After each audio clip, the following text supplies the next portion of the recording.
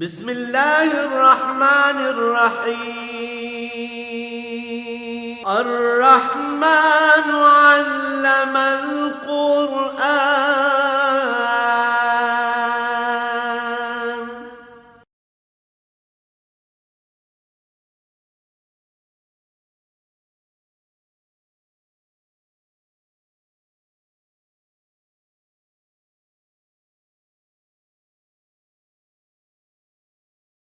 الحمد للہ رب العالمین والصلاة والسلام علی حبیبہ محمد وآلہ وصحبہ اجمعین۔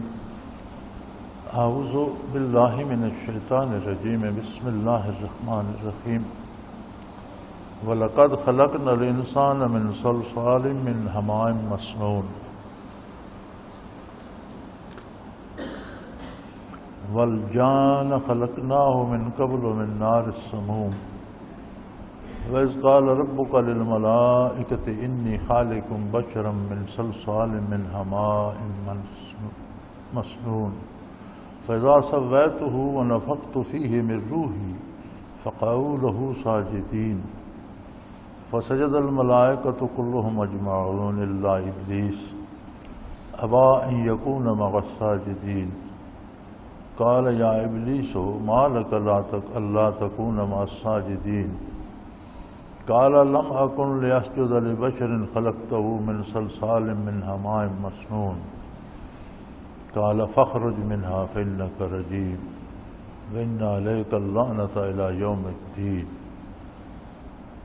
قال رب فانظرنی الی یوم یبعثون قال فإنك من المنظرين إلى يوم الوقت المعلوم قال رب بما أغويتني لأزينن لهم الأرض ولأغوينهم أجمعين إلا عبادك منهم المخلصين قال هذا صراط علي مستقيم إن عبادي ليس لك عليهم سلطان إلا من اتبعك من الغاوين وَإِنَّ جَهَنَّمَ لَمَوْعِدُهُمْ أَجْمَعِينَ لَهَا سَبْعَةُ أَبْوَابٍ لِكُلِّ بَابٍ مِّنْهُمْ جُزْءٌ مَّقْسُومٌ اللهم سبحانك لا علم لنا إلا ما علمتنا إنك أنت العليم الحكيم مولاي صل وسلم دائما أبدا على حبيبك خير الخلق كلهم۔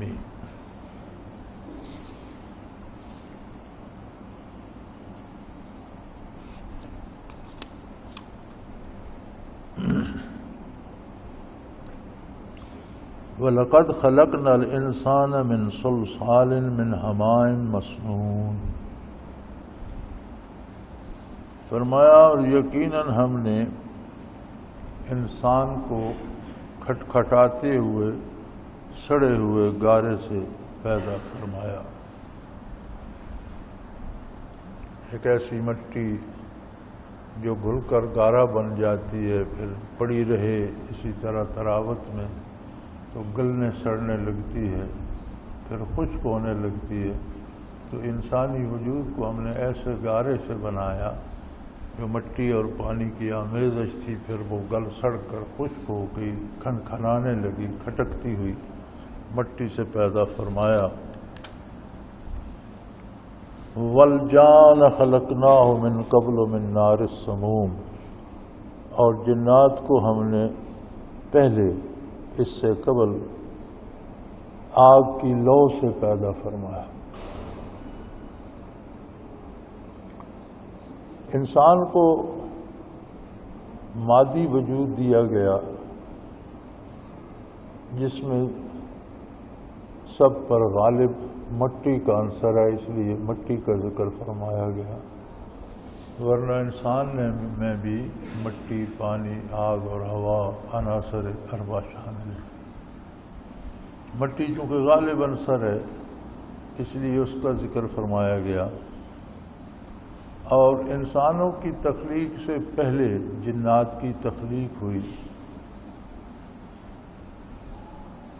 کتنا عرصہ گزرا یہ اللہ ہی بہتر جانتا ہے، اس میں مختلف آراء ہیں، لیکن یہ یقینی ہے کہ بہت لمبا عرصہ پہلے جنات کی تخلیق ہوئی، اور جنوں کو اللہ کریم فرماتے ہیں میں نے تخلیق فرمایا من نار السموم، آگ کی لو سے۔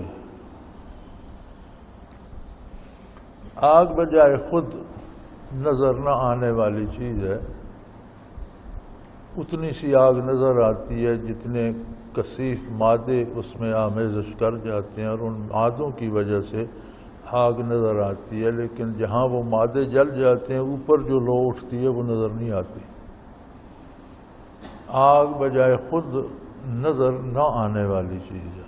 ہم کو جو جلتی ہوئی شعلہ نظر آتا ہے، اس شعلے میں دوسرے کثیف مادے، لکڑی کے اجزاء، دھوئیں کے اجزاء، خاک کے اجزاء وہ شامل ہوتے ہیں، اس لیے وہ شعلہ نظر آتا ہے۔ اس سے اوپر جو لو اٹھتی ہے وہ نظر نہیں آتی، اس شعلے سے دور بھی آس کریں تو جلتا ہے، اس لیے کہ اوپر لو جا رہی ہوتی ہے۔ تو جنات چونکہ اس لو سے تخلیق فرمائے گئے، اس لیے ان کا وجود ظاہری آنکھوں سے نظر نہیں آتا، غیر مرئی مخلوق ہے۔ ہزاروں سال پہلے جنات زمین پر آباد تھے، ابلیس بھی جنوں میں سے تھا۔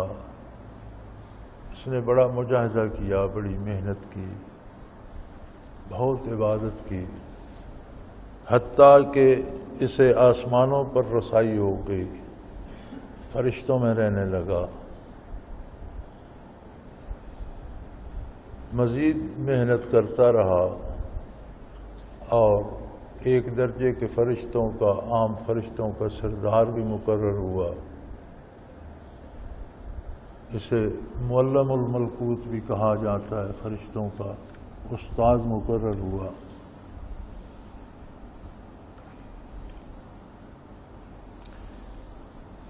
لیکن بڑی عجیب بات تھی،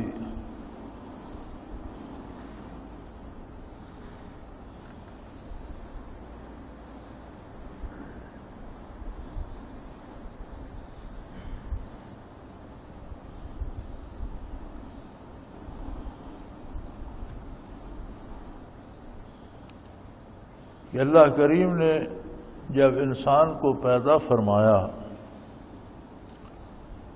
اور فرشتوں کو سجدہ کرنے کا حکم دیا آدم علیہ السلام کو، تو سب نے سجدہ کیا سوائے شیطان کے۔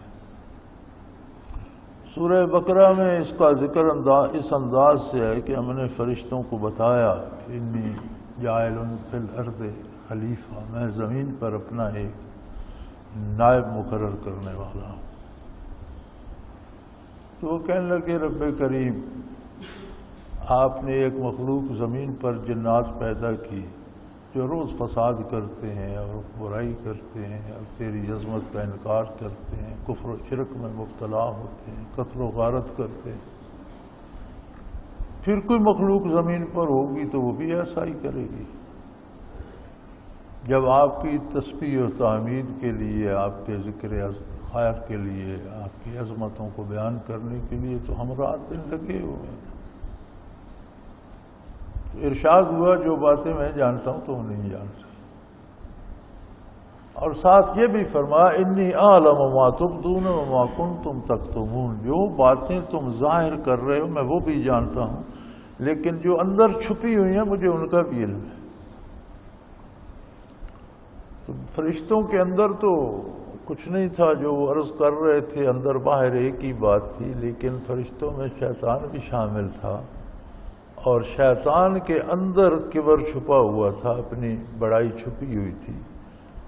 اس لیے اللہ کریم نے فرمایا کہ یہ جو تم ظاہر کر رہے ہو مجھے اس کا بھی علم ہے، لیکن جو کچھ کسی کے اندر ہے مجھے اس کی بھی خبر ہے۔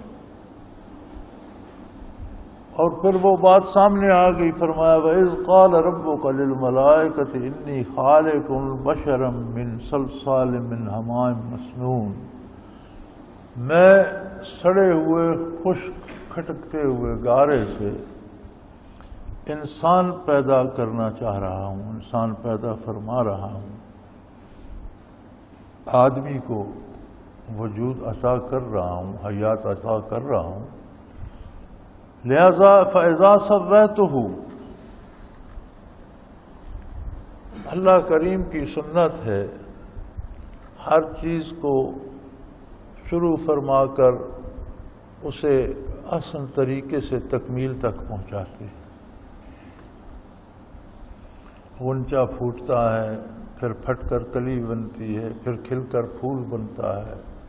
تخلیق میں رب کریم نے تدریج رکھی ہے، اور یہی پوری دنیا میں چل رہا ہے۔ ہر کام کے ہونے میں ایک ترتیب ہے، تدریجاً ہوتا ہے، درجہ بدرجہ ہوتا ہے۔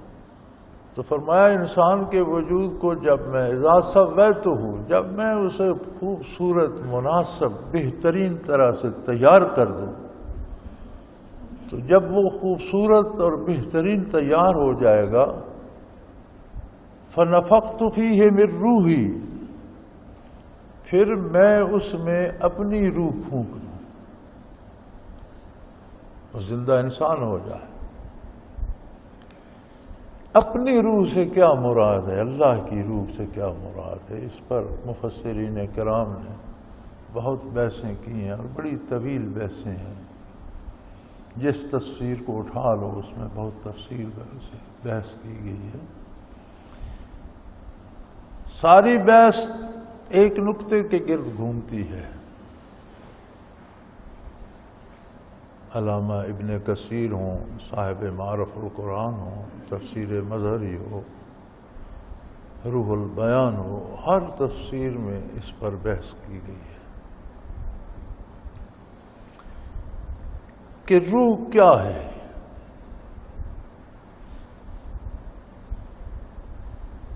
کیا روح جسم شے مجرد ہے، کوئی ایک جسم ہے، لمبائی چوڑائی اونچائی موٹائی ایک جسم مجرد ہے، یا کوئی ایسی چیز ہے جس کا بظاہر کوئی لمبائی چوڑائی اونچائی موٹائی ماپنا ممکن نہیں؟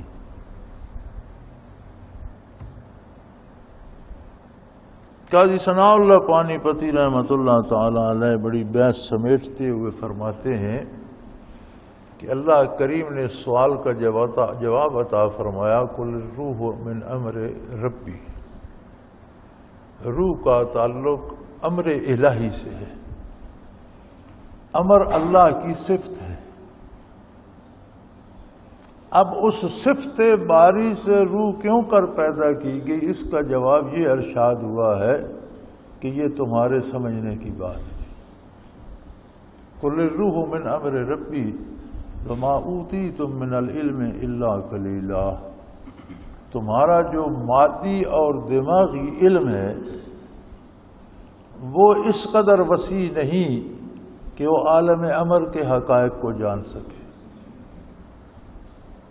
اس کے لیے روحانی علم چاہیے جو ہر ایک انسان کے پاس نہیں۔ بات تو سب انسانوں کی ہو رہی ہے کہ تمام انسانوں نے تو دماغ سے، عقل سے، شعور سے کام لینا ہے، اور تمہارا مادی دماغ جو ہے اور تمہاری مادی عقل جو ہے، تمہاری مادی نگاہ جو ہے وہ وہاں تک نہیں پہنچ سکتی، کیونکہ تمہیں وہ علم دیا ہی نہیں گیا۔ وما اوتیتم من العلم الا قلیلا، تمہارے پاس بہت تھوڑا علم ہے، علوم کی وسعتیں بہت زیادہ ہیں،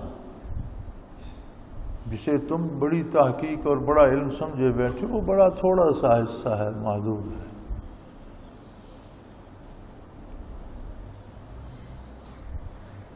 زمین سے آسمانوں کی مسافت 50,000 سالہ نوری سال، روح کا سال، نوری بھی چھوٹا ہوتا ہے، نوری روح کی رفتار سے بہت کم ہوتا ہے۔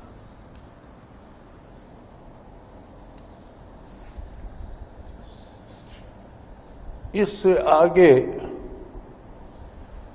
عالم بالا کے مقامات شروع ہوتے ہیں۔ عادیت، مائیت، اقربیت، الہ ضلع، قیاس، فنا، بقاء، سالک المجذوبی،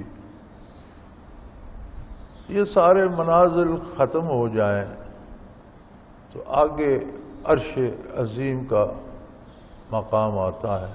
حدیث شریف میں وارد ہے کہ ساری کائنات 7 آسمانوں سمیت عرش کی وسعتوں کے سامنے ایسی ہے جیسے کسی صحرا میں ایک چھلا پھینک دیا گیا۔ عرش عظیم کی وسعتیں بے پناہ ہیں. ابتدائی منزل بھی کسی کو نصیب ہو تو مسجد نور سے ابتدا ہوتی ہے. وہاں کھڑے ہو کر اوپر دیکھے تو دور جیسے کوئی ہلکا سا ستارہ ٹمٹماتا ہے. اس طرح وہ منزل کا نشان ملتا ہے. کم و بیش ان فاصلوں کی 1,25,000 منازل عرش اول میں ہیں. تو آپ فاصلوں کا اندازہ کر لیجئے. عرشوں کی تعداد 9 ہے. آنکھ آمد 9 فلک میں راجے ہو، انبیاء و اولیاء محتاج ہو. وہ ہستی جس نے 9 عرشوں سے بالا معراج جنہیں نصیب ہوا، اور تمام نبی تمام ولی ان کے محتاج ہیں. پہلے عرش کے منازل جب مکمل ہوتے ہیں، ختم ہوتے ہیں، تو پہلے عرش اور دوسرے عرش کے درمیان جو خلا ہے وہ پہلے عرش سے موٹا ہے، زیادہ ہے. پھر دوسرا عرش کی وسعتیں شروع ہوتی ہیں تو وہ پہلے عرش کی نسبت بہت وسیع ہے. الہٰذا دوسرے کے بعد پھر خلا ہے، پھر تیسرا عرش ہے، پھر خلا ہے. 9 عرش ہیں، بے پناہ وسعت ہے.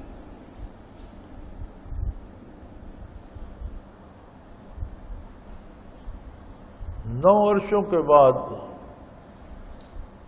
عالم خلق ختم ہو جاتا ہے. عالم امر شروع ہوتا ہے. تخلیق اور مخلوق کا جہاں تک تعلق ہے وہ اس دائرے کے اندر ہے. اس سے اوپر اللہ کے امر کا اظہار ہے، عالم امر ہے. وَلَهُ الْخَلْقُ وَالْأَمْرُ، یہ سارا دائرہ تخلیق بھی اسی بادشاہ بے نیاز کا ہے، مالک الملک کا ہے، اور سارا عالم امر بھی اسی کا ہے. وَلَهُ الْخَلْقُ وَالْأَمْرُ، قرآن نے تمیز کر دی کہ اس عالم خلق بھی اللہ کا ہے، عالم امر بھی اللہ کا ہے. اب روح کی تخلیق اس عالم امر سے ہے.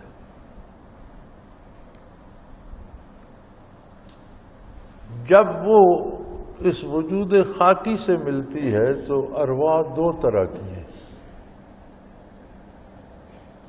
ایک روح سفلی ہے، نیچے کے درجے والی.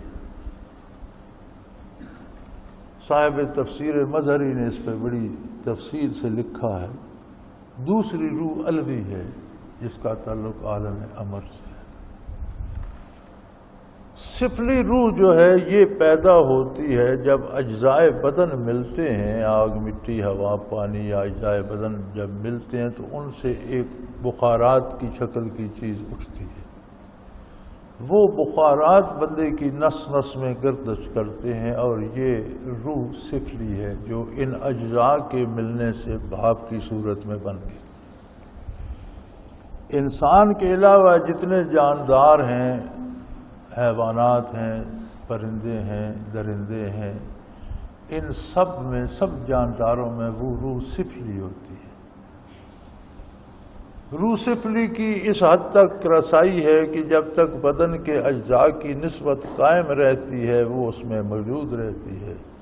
جب ان کی وہ نسبت بگڑتی ہے، موت آتی ہے، تو روح علوی کو تو قبض کیا جاتا ہے، روح سفلی منتشر ہو جاتی ہے، بکھر جاتی ہے.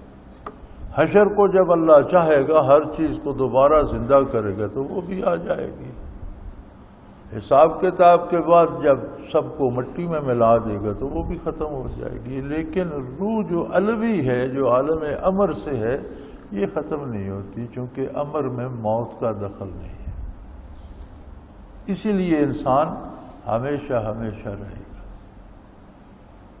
جنات میں بھی وہی روح سفلی ہے، روح علوی نہیں ہے. اگر روح علوی ہوتی تو جنات میں بھی نبوت ہوتی. نبوت اسی روح الوی کو نصیب ہوئی ہے جو کائنات کی ساری مخلوق میں صرف انسانوں میں ہے۔ روح الوی کیا ہے؟ کوئی جسم ہے، فلاسفہ نے کہا جسم مجرد ہے، یعنی ایک آپ مکمل جسم ہے جس کا کوئی دوسروں سے کوئی اختلاط نہیں۔ بعض صوفیہ کو بھی غلطی لگی، انہوں نے یہ فلاسفہ کا قول لے لیا، لیکن حق یہ ہے کہ روح کوئی جسم نہیں ہے، ایک حقیقت ہے عالم امر کی۔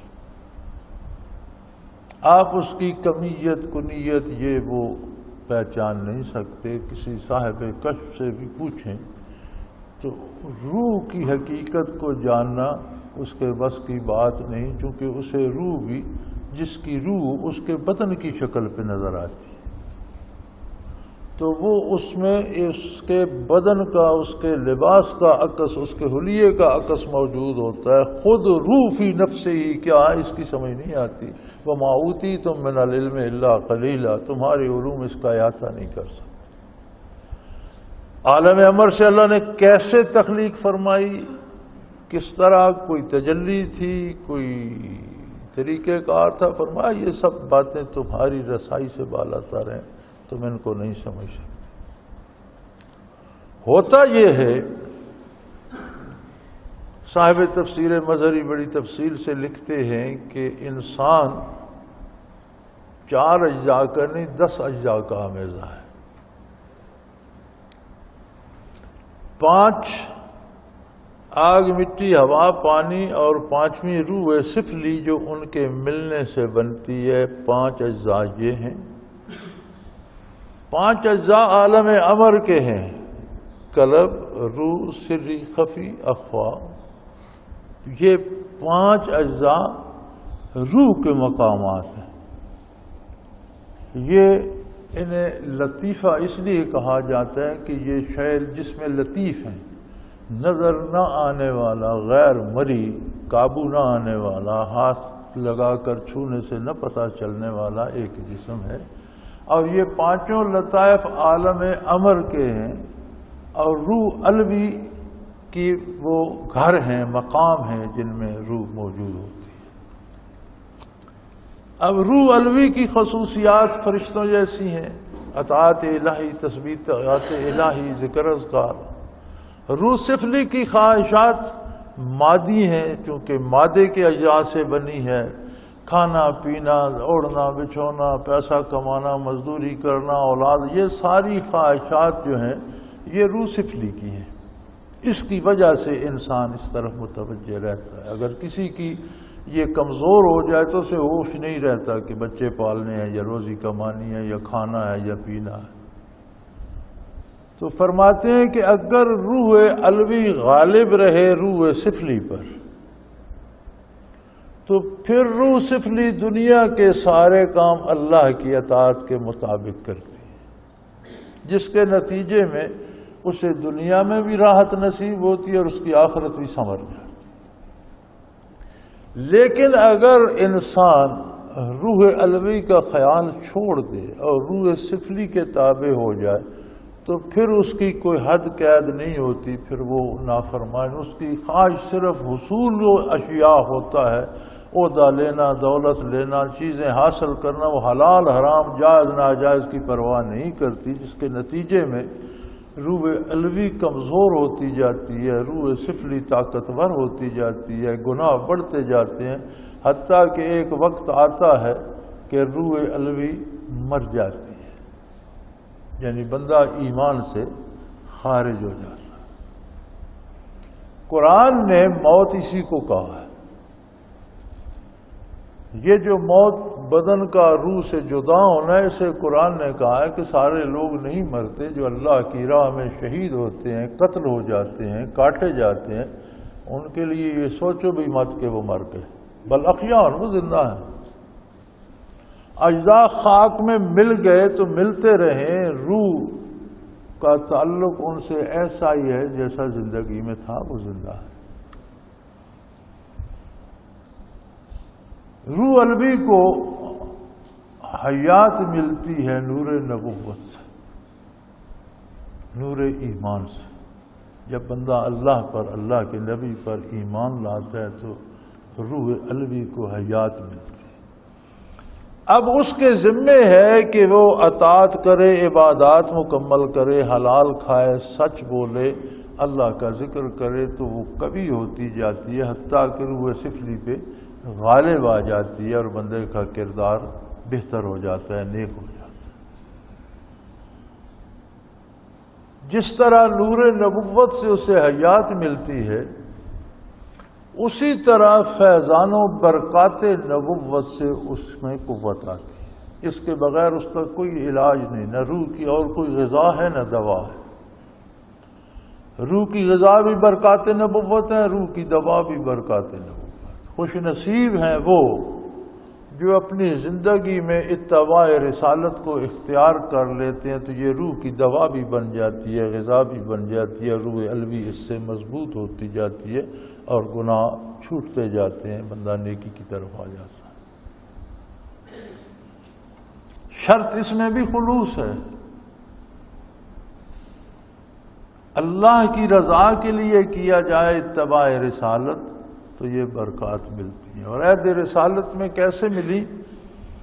جو بھی ایمان لایا اور اس کی نگاہ حضور اکرم صلی اللہ علیہ وسلم کی وجود اقدس پر پڑ گئی، یا حضور اکرم صلی اللہ علیہ وسلم کی نگاہ اس پر پڑ گئی، اس ایک نگاہ میں برکات کا اتنا بحر بے کنار تھا کہ اس کی روح الوی اس مقام پر پہنچ گئی جو انبیاء کے بعد افضل تر مقام ہے، یعنی وہ شرف صحابیت سے سرفراز. اور کمال یہ ہے کہ کوئی قید نہیں کہ وہ عالم تھا یا ان پڑھ تھا، وہ بوڑھا تھا، نوجوان تھا یا بچہ تھا، وہ مرد تھا یا خاتون تھی. ہر فرد جو ایمان لا کر ایک نگاہ حضور سے پا گیا یا اس کی نگاہ حضور کے وجود عالی پر پڑ گئی، وہ صحابی ہو گیا. یعنی جو انتہائی عظمتیں روح انسانی لے سکتی ہے وہ اس نے ایک نگاہ میں پا لی.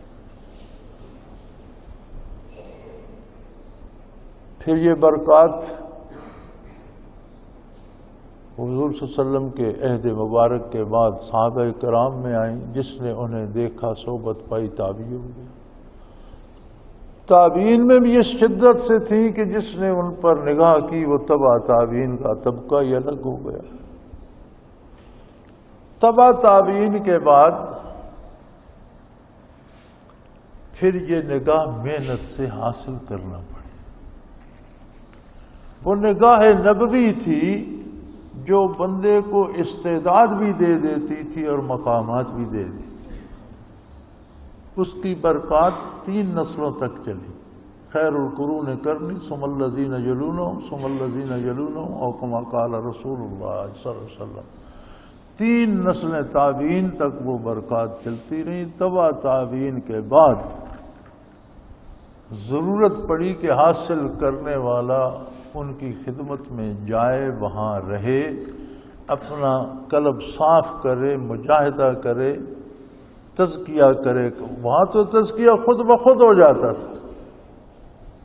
حضرت رحمۃ اللہ علیہ سے کسی نے کہا تھا کہ صحابہ کرام سے کشف اور کرامات کے واقعات بڑے تھوڑے ملتے ہیں، یا بعض لوگ کہتے ملتے ہی نہیں، حالانکہ وہ تھوڑے بھی بے شمار ہیں، بے پناہ ہیں.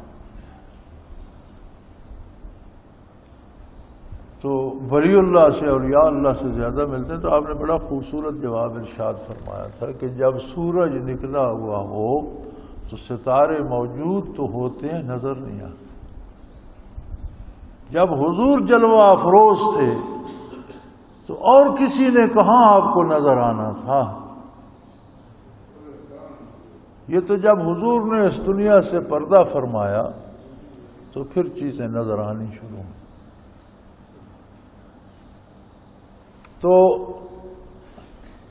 روح الوی کو حیات ملتی ہے برکات نبوت سے. اب ان میں قوت حاصل کرنے کے لیے کوئی ایسا بندہ چاہیے جس نے سینہ بسینہ متقدمین سے، صحابہ تابعین تبع تابعین مشائخ عظام سے وہ برکات حاصل کی ہوں جو وجود آقا نامدار صلی اللہ علیہ وسلم سے منسلک ہیں، آپ کے قلب اطہر سے بحر بے کراں کی طرح بہتی ہیں۔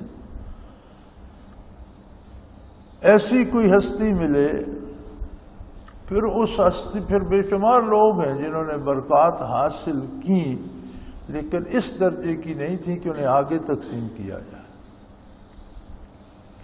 بارش ہوتی ہے تو کتنے کھیت سارے سیراب ہو جاتے ہیں، لیکن کوئی اتنا پانی جمع کرتا ہے کہ پھر اس سے بہہ کر دوسروں کو بھی سیراب کر رہا ہوتا ہے۔ یہ سارے کھیتوں میں نہیں ہوتا، سب میں اپنی استعداد ہوتی ہے، اپنے حصے کا پانی روک لیتے ہیں، دوسرا آگے نکل جاتا ہے۔ کچھ ایسے بڑے کھیت ہوتے ہیں، ان کے بڑے بڑے بند ہوتے ہیں، وہ تالابوں کی طرح، جھیلوں کی طرح بھر جاتے ہیں اور پھر اگلوں کو بھی سیراب کرتے رہتے ہیں۔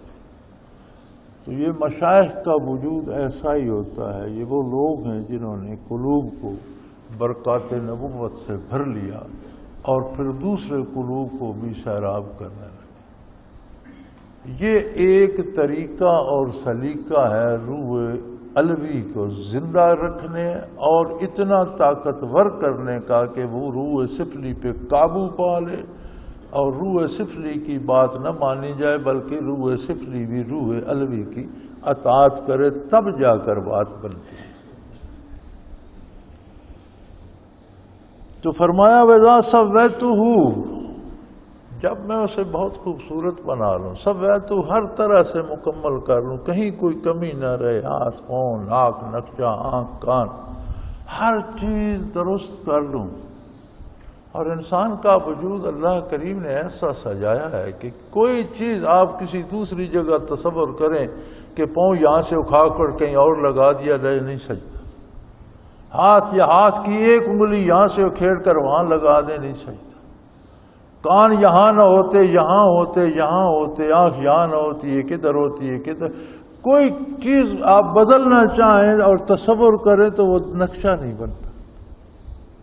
اتنا خوبصورت، اتنا سنوار کر، اتنا موزوں جب میں اسے درست کر لوں، جب درست ہو گیا پھر میں اس میں اپنی روح پھونکوں گا۔ روح پر الحمدللہ بات ہو گئی سہرا سے۔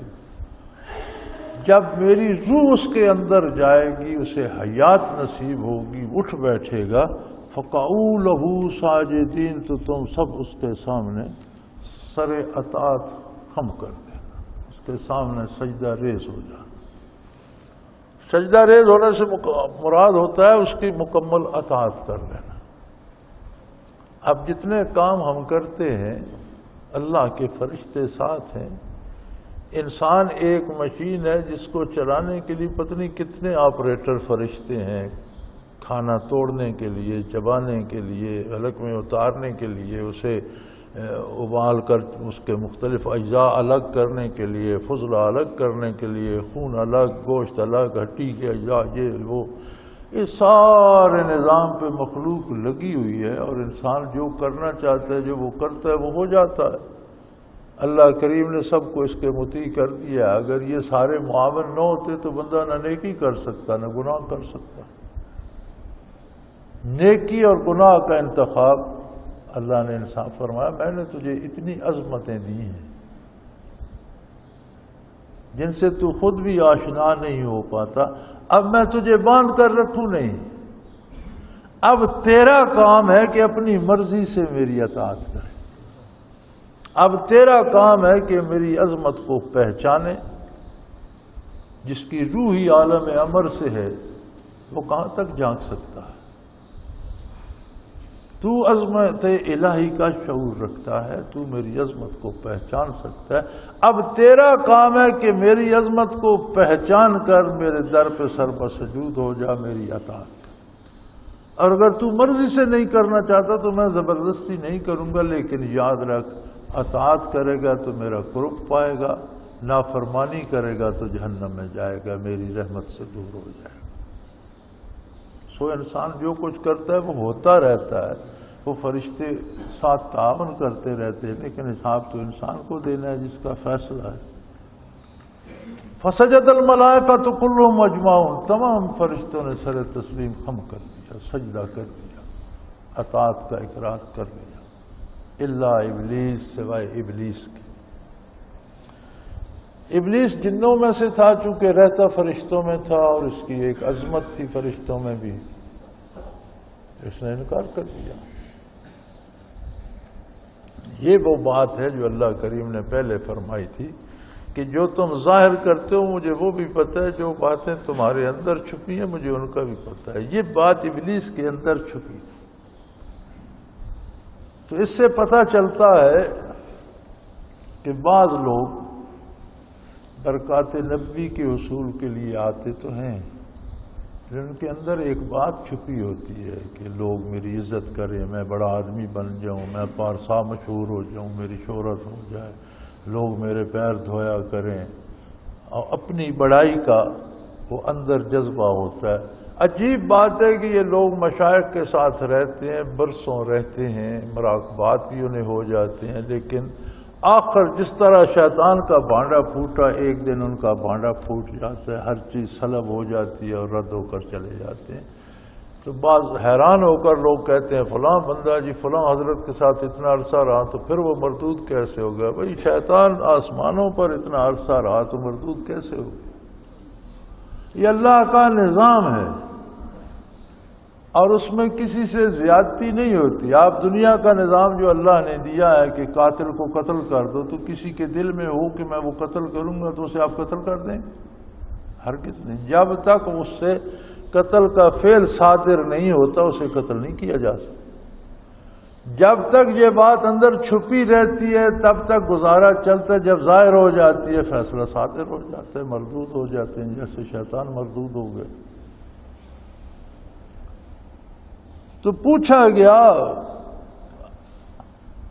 قال یا ابلیس ما لک اللہ تکون مع الساجدین، تجھے کیا ہوا؟ تو نے سجدہ کیوں نہیں کیا؟ تجھے اتنی عزت دی، زمینوں سے اٹھا کر آسمانوں پہ بٹھایا، فرشتوں میں تجھے جگہ دی، بعض فرشتوں پر تجھے فضیلت دے دی، ان کا معلم اور استاد بن گیا، تو پھر تو نے سجدہ کیوں نہیں کیا؟ جب میں نے تجھے اتنی عظمتیں دی تو نے میری بات کیوں نہیں مانی؟ قال لم اکن لاسجد لبشر خلقتہ من صلصال من حماء مسنون، کہنے لگا میں کوئی ایسا ویسا ہوں، میری اپنی ایک عظمت ہے، میرا اپنا ایک مقام ہے، میں کوئی ایسا ویسا ہوں کہ آپ نے سوکھے ہوئے گارے سے ایک وجود بنا دیا، میں اسے سجدے کرتا پھروں؟ میں اتنا کیا گزرا تو نہیں ہوں، میرا اپنا ایک مقام ہے۔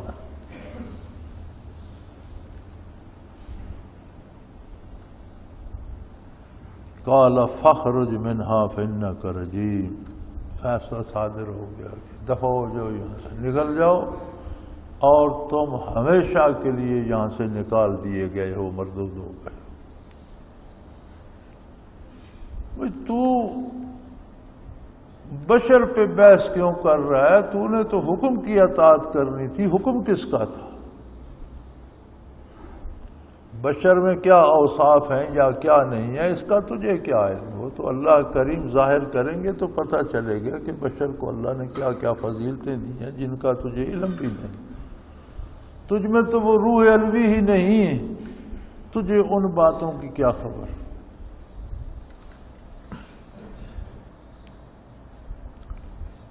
لیکن اس نے حکم عدولی تو کی رب العالمین کے، اور کہنے لگا میں کوئی ایرا غیرہ ہوں یا ایسا ویسا ہوں کہ میں اس گارے سے بنے ہوئے انسان کو سجدے کرتا پھر؟ اللہ کریم نے فرمایا تو نے غلط راستہ اختیار کیا، تو نے یہ نہیں سوچا کہ سجدہ کرنے کا حکم کس کا ہے، جو تیرا بھی خالق و مالک ہے، جس نے تجھے بھی یہ قوت دی کہ آج تو زمینی مخلوق ہو کر آسمانوں پر بیٹھا ہے، تجھے اس کا حکم بجا لانا چاہیے تھا۔ تجھے اس سے کیا غرض کہ کس کو سجدہ کر رہا ہوں؟ تجھے تو اس سے غرض تھی کہ سجدہ کس کے حکم سے کر رہا تھا، تو نے میرے حکم کی قدر نہیں کی، لہذا جا تو ہمیشہ کے لیے رد ہے۔ اور صرف یہ نہیں کہ تجھے یہاں سے رد کر دیا ہے، اِنَّا عَلَيْكَ اللَّعْنَةَ إِلَىٰ يَوْمِ الدِّينِ، ہمیشہ ہمیشہ کے لیے اب تجھ پر لعنت برستی رہے گی۔ عجیب بات ہے کہ جو شیطان کی ساری عمر بات مانتے ہیں اور اسی کے کہنے پر زندگی گزارتے ہیں، اس لعنت شیطان پر وہ بھی بھیجتے رہتے ہیں۔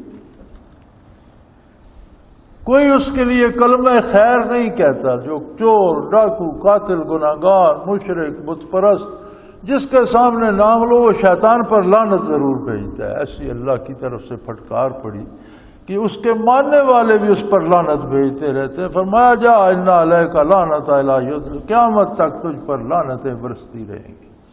لعنت ہوتا ہے رحمت سے کلی طور پر محروم ہو جانا۔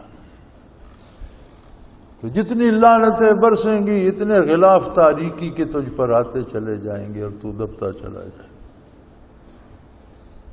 اب اس نے دوسرا پیترا بدلا، اور یہ بات آج تک لوگ کرتے ہیں۔ جو ناجائز قتل کر دیتے ہیں وہ کہتے ہیں بس جی اللہ کو منظور تھا، ہو گیا۔ یہ اللہ نے تو قتل کرنے سے منع کیا ہے۔ اللہ نے تو کسی کی ناجائز جان لینے سے منع فرمایا ہے، تو اللہ کو کیسے منظور تھا؟ اللہ نے تو اس کو منع کیا، تجھے اختیار تھا، تو نے اپنا اختیار استعمال کیا۔ کوئی جرم جو بندہ کر لینا، خصوصاً مسلمانوں کی یہ عادت ہے، جب کوئی جرم کر لینا تو پھر پوچھو یار ایسا باجی اللہ کی مرضی ایسا ہو گیا، میں کرنا تو نہیں چاہتا۔ کمال ہے، یہ تو وہی شیطانی بات ہے۔ شیطان نے یہ کہا تھا، کہنے لگا قال رب فانظرنی الی یوم یبعثون، کہنے لگا پھر اللہ اگر تو نے مجھے مردود ہی کر دیا ہے اور رحمت سے دور کر دیا ہے اور اپنی بارگاہ سے نکال دیا ہے، تو پھر مجھے جب تک یہ انسان دنیا پر آباد رہیں بلکہ قیامت تک مجھے زندگی دے دے۔ بدماشی یہاں بھی کی، مجھے قیامت کے بعد تو موت نہیں ہے، میدان حشر میں تو موت ذبح کر دیجئے، خود موت کو موت آ جائے گی۔ تو موت سے بھی بچنے کا ہیلہ کیا کہ مجھے قیامت تک مہلت دے دے۔ ارشاد ہوا فَإِنَّكَ مِنَ الْمُنظَرِينَ إِلَىٰ يَوْمِ الْوَقْتِ الْمَعْلُومِ، فرمایا زندگی تجھے میں دیتا ہوں جب تک آخری وقت آ جائے جو میرے علم میں ہے، لیکن موت کی وادی سے تجھے بھی گزرنا ہو۔ قیامت تک نہیں، قیامت سے پہلے تک میں تجھے مہلت دیتا ہوں، ایک خاص وقت تک دیتا ہوں۔ موت کا مزہ تو بھی چکھے گا۔ یہ جو تو کہہ رہا ہے نا کہ مجھے قیامت تک دے، تیرا خیال ہے کہ میں موت سے بچ جاؤں، موت سے نہیں بچے گا۔ موت ساری مخلوق کو آئے گی، تجھے بھی اس سے گزرنا ہوگا، لیکن میں تجھے قیامت سے پہلے تک کی مہلت دیتا ہوں، اور جا زور لگا لے۔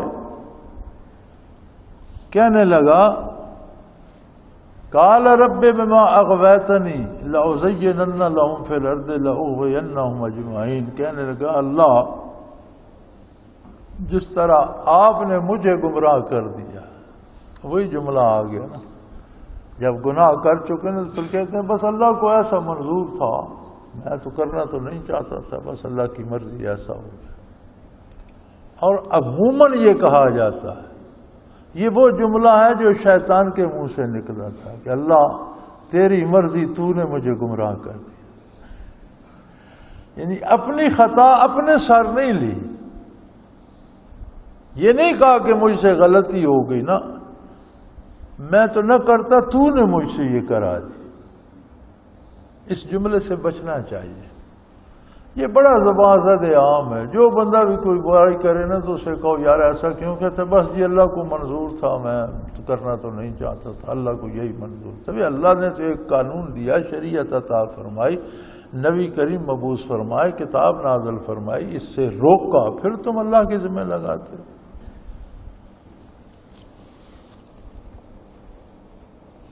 تو کہنے لگا جس طرح آپ نے مجھے گمراہ کر دیا ہے، میں اب گناہ کی دنیا کو سنوار کر انسانوں پر پیش کروں گا۔ مختلف لذتیں، ان کا ٹیسٹ، ان کا ذائقہ مختلف عہدوں میں خوبصورتی، مختلف دولت میں خوبصورتی، چیزوں کے اصول میں میں انسان کے سامنے یہ چیزیں سوار سوار کر پیش کروں گا، اور اس طریقے سے وَلَأُغْوِيَنَّهُمْ أَجْمَعِينَ میں تمام انسانوں کو گمراہ کر دوں گا۔ سب ان چیزوں کے حصول کے پیچھے پڑ جائیں گے، تیرے جمال کا طالب کوئی نہیں رہے گا، ہاں سوائے ان لوگوں کے جو تیرے مخلص بندے۔ یہ شیطان نے بھی وہاں اقرار کیا، جو تیرے ساتھ کھڑے ہوں گے، جن کے دل میں خلوص ہوگا، جو تیرے مخلص بندے ہوں گے، وہ اس جانسے میں نہیں آئیں گے، ورنہ میں ساری انسانیت کو گمراہ کر دوں۔ ارشاد ہوا قال ھذا صراط علیہ مستقیم، میرے اور میری مخلوق کے درمیان براہ راست تعلق ہے، بالکل سیدھا راستہ ہے، کوئی اس میں ایچ پیچ نہیں۔ نبی کریم صلی اللہ علیہ وآلہ وسلم نے جب اللہ کی طرف دعوت دی تو آپ نے یہ نہیں فرمایا کہ آؤ تم مجھے سجدہ کرو، میں تمہارے سجدے اکٹھے کر کے اللہ کی بارگاہ میں پیش کرتا ہوں، نہیں، فرمایا میں بھی اس کی بارگاہ میں سجدہ ریز ہوتا ہوں، تم بھی اس کے سامنے کھڑے ہو جاؤ اور اس کی بارگاہ میں سجدہ ریز ہو جاؤ۔ فرمایا میرے اور بندے کے درمیان تک سیدھا راستہ ہے، ھذا صراط علیہ مستقیم، بندے کے اور میرے درمیان براہ راست تعلق ہے، سیدھا راستہ ہے، کوئی اس میں ایچ پیچ نہیں ہے۔ اور یقیناً جو میرے بندے ہوں گے، ان عبادی، میرے بندے تو سارے اسی کے ہیں، تخلیق تو ساری اسی کی ہے، لیکن بندہ جب ہوش سنبھالتا ہے تو کوئی دولت کا بندہ بن جاتا ہے، کوئی گناہ کا خطا کا بندہ بن جاتا ہے، کوئی ہوا و حرص کا بندہ بن جاتا ہے۔ جہاں خلوص ہوتا ہے وہ بندہ اللہ کا رہتا ہے، جو زندگی اس کی رضا کے لیے بسر کرتا ہے۔ فرمایا مالک سب کا ایک ہے، مالک کا کوئی ایک، تو وہ جو کوئی ایک ہوگا نا، ان عبادی لک علیہم، سو میرے بندوں پر تیرا کوئی بس نہیں چلے گا، تو بکتا رہے گا، تو زور لگاتا رہے گا، تو کوشش کرتا رہے گا، لیکن جو بندہ میرے ساتھ مخلص ہوگا اس پر تیرا بس نہیں۔ اور جو اپنے خواہش نفس کا اسیر ہو گیا، روح سفلی کا، اسی روح سفلی کو نفس بھی کہا جاتا ہے، اس کا اسیر ہو گیا، پھر وہ جانے اور تو جان۔ میرا فیصلہ یہ ہے کہ تیری بات وہ مانے گا جو میرا راستہ چھوڑ چکا ہوگا، اور اس کا مجھے بھی کوئی افسوس، جو میرے راستے سے بھٹک گیا اس کی مجھے بھی کوئی پرواہ نہیں، اور تیرے قابو آ جائے تو جان وہ جانے، مجھے اس کی کوئی پرواہ نہیں۔ ان عبادی لیس لک علیہم سلطان الا من اتبعک من الغاوین، تیرا اتباع وہی کریں گے جو میری راہ سے بھٹک جائیں گے۔ میرے اور بندے کے درمیان براہ راست تعلق ہے، جو اس تعلق سے بھٹکے گا تو جو مجھے چھوڑ چکا، مجھے اس کی کیا پرواہ ہے کہ تو اس کو چکھ لیتا ہے یا دوزخ میں جاتا ہے، جہاں مرے مجھے تو اس کی پرواہ نہیں ہے۔ اور یہ بات یاد رکھو، وَإِنَّ جَهَنَّمَ لَمَوْعِدُهُمْ أَجْمَعِينَ، تو بھی اور تیری بات ماننے والے بھی سب کے ساتھ میرا وعدہ یہ ہے کہ تمہیں جہنم میں جھونک دوں گا۔ کر لو کتنے گناہ کرنے، کسی کا کچھ نہیں بگاڑ رہے ہو، اپنے اوپر بوجھ لاتے جا رہے ہو، اپنے ارد گرد ایندھن جمع کرتے جا رہے ہو، جسے دوزخ کی آگ بھڑکائے گی، خود تم کو جلنا ہوگا، کسی کا کچھ نہیں بگاڑ رہے۔ جو جتنے گناہ، جتنے جرائم، جتنی چوریاں، جتنی برائیاں، جتنے قتل و غارت کر رہے ہو، یہ اپنے ارد گرد ایندھن جمع کرتے جا رہے ہو، یہ تم ہی کو جلائے گا۔ ان جہنم لموعدہم اجمعین، تو اور تیرے ماننے والے سب کا ٹھکانہ جہنم ہے، اور جہنم بہت سخت جگہ ہے۔ لہا سبعۃ ابواب، اس کے 7 دروازے ہیں، یعنی اس کے 7 درجے ہیں، اوپر تلے 7 جگہ ہیں جہاں داخل ہوا جائے گا۔ کم تو پھر اس سے زیادہ، پھر اس سے زیادہ، پھر اس سے زیادہ، بڑھتے بڑھتے 7 تک پہنچ گئی، جس میں ساری یہ مخلوق جو تیرا کہا مانیں گی تقسیم ہو جائے گی، کوئی کم گناہ گار کو اس سے زیادہ، کو اس سے زیادہ، کو اس سے زیادہ۔ لِكُلِّ بَابٍ مِّنْهُمْ جُزْءٌ مَّقْسُومٌ، ہر حصے، جہنم کے ہر حصے کے لیے لوگوں کو الگ کر لیا جائے گا، جیسے جتنے جس کے جرائم ہوں گے اس درجے میں اسے جھونک دیا جائے گا۔ تو فرمایا اس میں میرا کچھ، میری ذات کا کچھ نہیں بگڑے گا، میرا کوئی نقصان نہیں ہوگا۔ میری راہ سے بھٹک گیا جو، پھر وہ تیرے قابو آ گئے تو مجھے اس کی کیا پرواہ ہے، میرا در تو چھوڑ چکا، جہنم تو اس کا مقدر ہوگی، اب تو یہ سے کر سکتا ہے کہ اسے کھینچ کر نیچے لے جائے اور گہرائی میں لے جائے تو کرتا رہے۔ اللہ کریم وہ شعور عطا کرے جو عظمت الہی اور عظمت رسالت سے بہرہ کر دے۔ اللہ کریم اپنی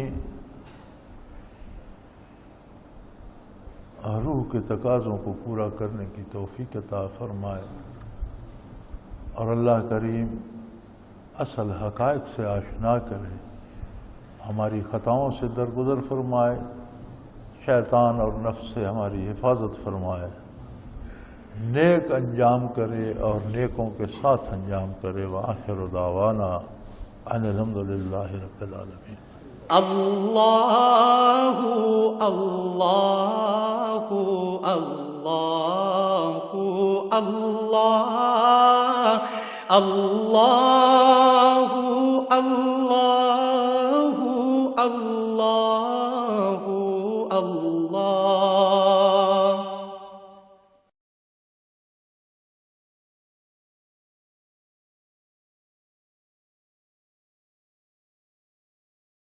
سال سے قرآن و حدیث کے اوپر خطابات کر رہے ہیں اور سلسلہ نقشبندیہ اویسیہ کے مطابق لوگوں کو ذکر الہی کی تربیت دے رہے ہیں۔ وہ قرآن پاک کی تفسیر ترتیب وار بیان کر رہے ہیں۔ تفسیر قرآن کو وہ موجودہ ملکی اور بین الاقوامی حالات کے مطابق بیان کرتے ہیں۔ موٹر وے سے کلر کہار کے انٹرچینج سے نکلتے ہوئے، کلر کہار کی جھیل سے ہوتے ہوئے، میانی، بوچھال اور نور پور سے گزرتے ہوئے دارالعرفان منارہ پہنچ سکتے ہیں۔ حضرت امیر محمد اکرم آوان نے بچیوں اور بچوں کی دینی اور دنیاوی تعلیم کے لیے سقارہ اکیڈمی کے نام سے ایک درسگاہ بھی قائم کی ہے، جس کا افتتاح ملک پاکستان کے صدر جنرل محمد ضیاء الحق نے اپنے دست مبارک سے کیا تھا۔ وہ تمام احباب جو اسلام کی طلب رکھتے ہیں ان سے گزارش ہے کہ دارالعرفان منارہ ضلع چکوال میں امیر محمد اکرم آوان صاحب کے خطابات سے مستفید ہوں۔ وہ ہر جمعے کو نماز سے پہلے بیان فرماتے ہیں۔ ہر ماہ کی پہلی اتوار کو ماہانہ اجتماع ہوتا ہے جس میں آپ خصوصی خطاب فرماتے ہیں اور پاکستان کے چاروں صوبوں سے احباب اس اجتماع میں شرکت کرتے ہیں۔ اس کے علاوہ یہاں سال میں 2 مرکزی اجتماعات بھی ہوتے ہیں، ایک رمضان المبارک میں اعتکاف کا اجتماع اور دوسرا جولائی اور اگست میں 40 دن کا اجتماع ہوتا ہے جس میں روحانی تربیت کی جاتی ہے۔ اپنا خون سیماب دے کر اتنا ہم کر جائیں گے، نام آقا کا چمن میں پھر رقم کر جائیں گے۔